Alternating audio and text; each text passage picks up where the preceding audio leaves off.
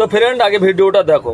তো ওই ভিডিওটা আমাদের ভাইরাল গেছে। তো যাই হোক, তোমরা সবাই বলছো যে গলায় তুলসীর মালা নিয়ে আমরা নোংরামি কেন করছি? কিসের নোংরামি ভাই? আমরা স্বামী স্ত্রী, আমরা স্বামী স্ত্রী আবার চুমু খাবো, কি করবি ভাই? কি করবি ভাই? করে নে কর। আর যারা যারা ভিডিওটা দেখোনি, ওদের চুমু খাওয়া ভিডিও ভাইরাল হয়েছিল, তা কেউ একজন কমেন্ট লিখেছিল গলায় তুলসী মালা দিয়ে ওই সব কাজ করছো কেন? না ভাই, না না না, এটা ঠিক কাজ করছো। তোমরা তো স্বামী স্ত্রী, এসব তোমরা নোংরামি করছো না। তোমরা স্বামী স্ত্রী, তোমরা করতেই পারো।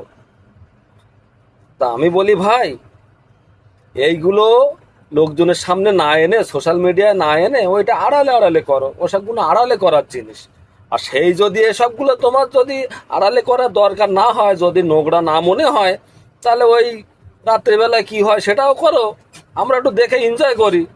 আরে স্বামী স্ত্রী তো, ওটাও তো কোনো ব্যাপার না। স্বামী স্ত্রীর মধ্যে তো সবকিছু হতেই পারে।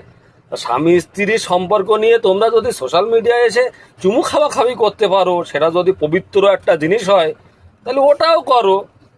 এটা যেরকম চামড়ার চামড়ার মিলন, ওটাও তেমনি চামড়ার চামড়ার মিলন। অসুবিধাটা কোথায়? তোমরা তো স্বামী স্ত্রী, ওটাও করো না, কোনো অসুবিধা নেই।